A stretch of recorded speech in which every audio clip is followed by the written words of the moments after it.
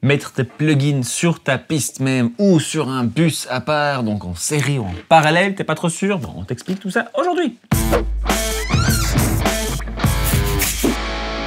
Bonjour et bienvenue à l'Académie du Gros Son. Moi c'est André. Et moi c'est Gérald. Aujourd'hui on va répondre à une question ultra courante et très importante quand on débute dans le magnifique monde de la MAO. Doit-on utiliser en série ou en parallèle nos effets, nos petits plugins, tout ça? On va expliquer de quoi il s'agit, pas de panique. Comment bien faire ça pour faire ça proprement? Aujourd'hui c'est la version débutante, donc les bases. Il y a moyen de faire les choses un petit peu différemment, de détourner un petit peu les règles de base, mais on n'a pas voulu vous embrouiller. Donc on va vraiment vous parler des bases, de ce qu'il faut faire, je dirais la bonne pratique pour d'abord comprendre les principes avant de foutre le bordel dans le truc. Donc aujourd'hui c'est la vidéo avec les bases et puis c'est aussi une façon pour ceux qui hésitent de rafraîchir un petit peu sur comment faire les choses proprement quand on débute. C'est des principes, ce n'est pas des règles. Donc absolument, essaye ce que tu veux dans ton propre DAW, dans ton programme de travail de son. Tout ce qu'on va te dire aujourd'hui, c'est juste une base de travail. Avant qu'on t'explique tout ça, prends juste 2 secondes ici, puisqu'on est sur YouTube, un petit subscribe, un petit like, comme ça l'algorithme il est content, nous on est content, toi t'es content, tout le monde est content.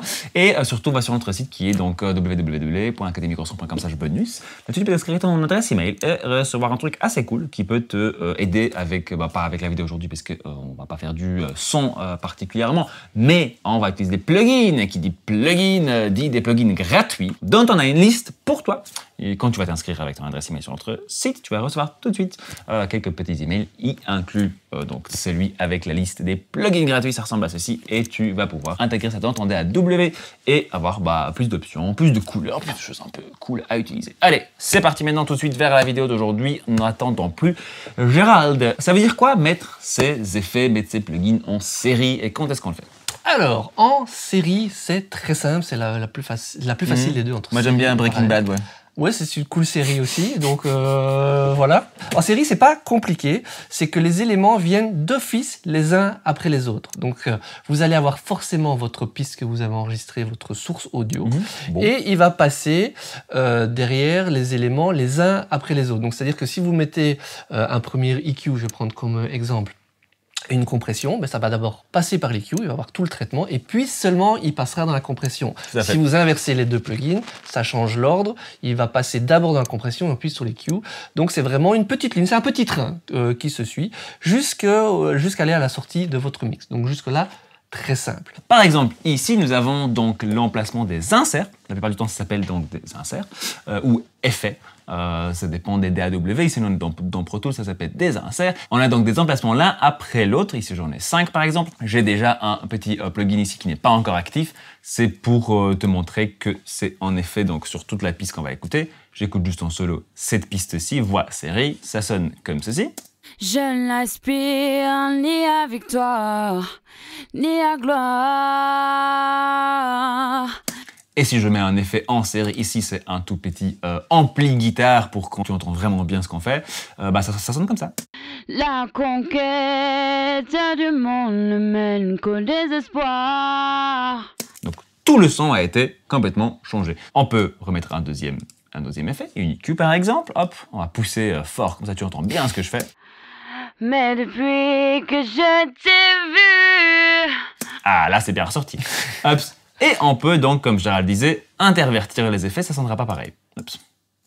Croiser ton regard... Voilà, là, c'est l'EQ dans la saturation.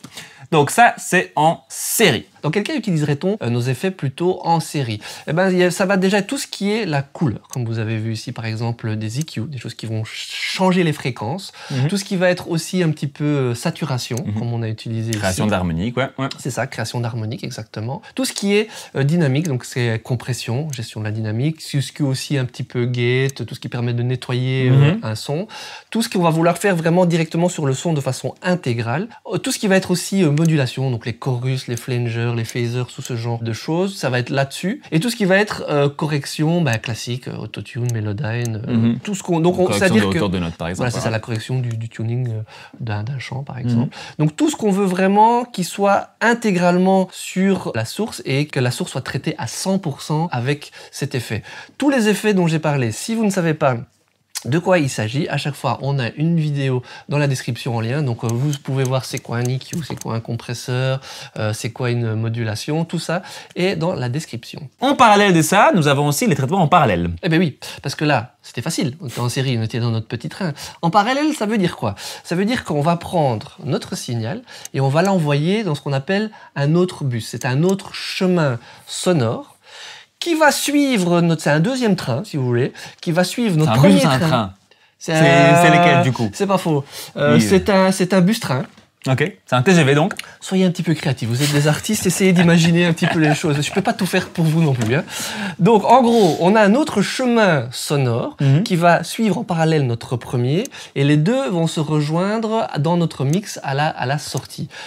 Qu'est-ce que ça va permettre de faire? C'est-à-dire que ce traitement donc, qui est donc parallèle, on va pouvoir lui assigner un type de traitement différent de ceux dont on a parlé, et comme ça on va pouvoir le mélanger à notre premier signal. Alors pourquoi ferait-on ça? Ça s'utilise typiquement quand on utilise des traitements temporels. Les reverbs, les délais, c'est vraiment le cas classique pour ce genre d'utilisation. Alors pourquoi? Une reverb, c'est un petit peu comme si on crée un espace, une pièce. Si on met cet espace directement sur notre son direct, notre voix dans cet exemple-ci, sans laisser du son non traité, ben on a l'impression que la voix serait uniquement dans la pièce, mais il n'y aurait que la pièce et on n'aurait pas la voix dedans. Ce serait un petit peu bizarre. Le fait d'envoyer ça en parallèle va permettre de doser cette quantité de reverb, de pièces, et donc on va pouvoir donner l'impression que la voix est plus ou moins proche, plus ou moins loin, que la pièce éventuellement est plus ou moins grande, et donc on doit pouvoir doser la différence entre les deux, notre son non traité et notre son traité. Et le fait de mettre ça en parallèle fait qu'on va pouvoir avoir un contrôle permanent sur la quantité qu'on veut mettre d'effets. Et évidemment, il faut que les deux soient corrélés. C'est-à-dire que si on descend notre son direct, ben, il faut que la reverb descende. Sinon, c'est un peu comme si la voix disparaissait mais que la pièce restait à l'identique. C'est un peu bizarre. Ça, c'est autre chose. C'est ce qu'on appelle un réglage qui est pré-post-fader. Il y a une autre vidéo sur le sujet. Le lien est dans la description. Mais donc voilà, c'est pour avoir un rapport entre le son normal, sans traitement, et son traitement pour pouvoir faire ce qu'on veut. Un petit exemple sera peut-être un petit peu plus concret pour voir un petit peu comment ça se passe. Un petit peu plus nébuleux, je pense. Donc pour vous montrer ça en pratique, voici donc de nouveau ma voix telle quelle.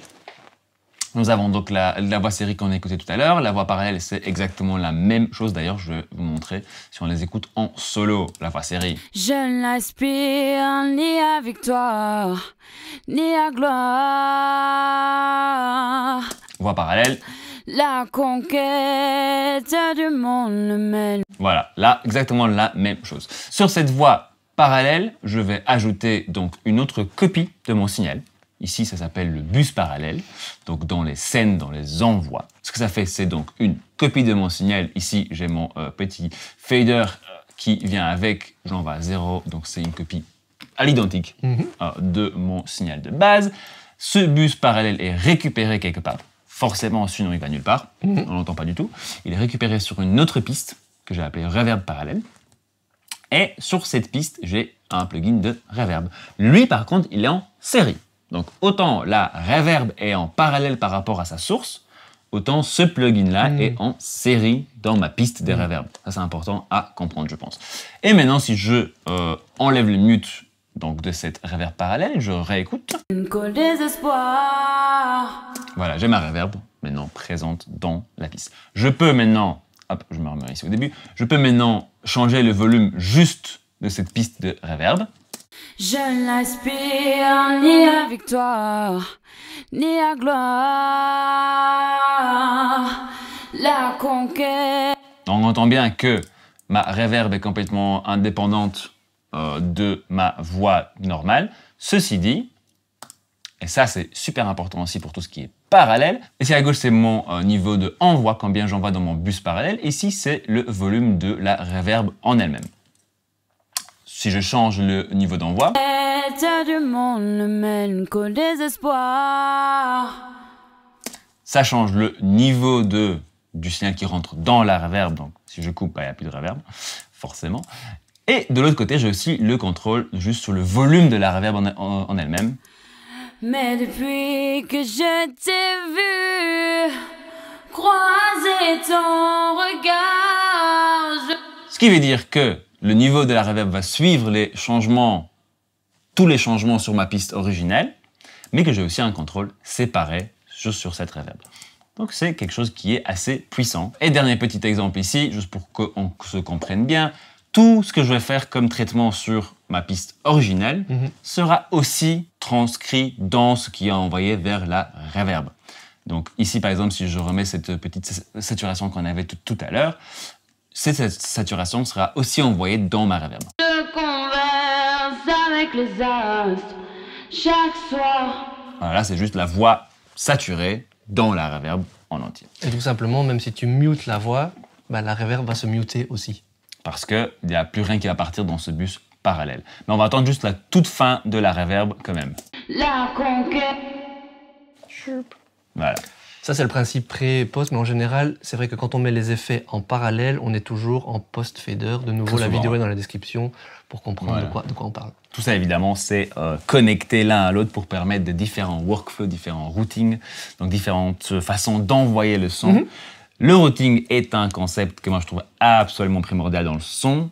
C'est quelque chose qui m'a pris pas mal de temps au début à un peu comprendre tout ça. Mais une fois que ça fait clic, tu vas voir, c'est beaucoup plus simple. Donc ça vaut la peine de passer un tout petit peu de temps, étudier ça et comprendre comment ton son voyage dans ton programme ou dans tes tables de mixage ou dans tes pédales, etc. Donc tout ça, on vous le rappelle, c'est pas une règle absolue, c'est juste un point de départ pour comprendre les éléments fondamentaux de comment fonctionne le son, le routing et ce genre de choses. Et à partir de là, évidemment, on va pouvoir construire par la suite sur des choses plus complexes. On n'a pas voulu mettre les choses plus complexes dans cette vidéo parce que ça pourrait être contre-intuitif. Il faut d'abord digérer ce qu'il y avait dans cette vidéo. Et si jamais vous voulez avoir une vidéo un peu plus complète sur le sujet ou jusqu'où on peut aller, il suffit de nous envoyer 1 million d'euros en coupure usagée ainsi qu'un hélicoptère qui vole au-dessus du... En parallèle de ça, je crois que tu regardes trop de séries policières quand même. Hein. Ouais, c'est peut-être pas faux. Ouais.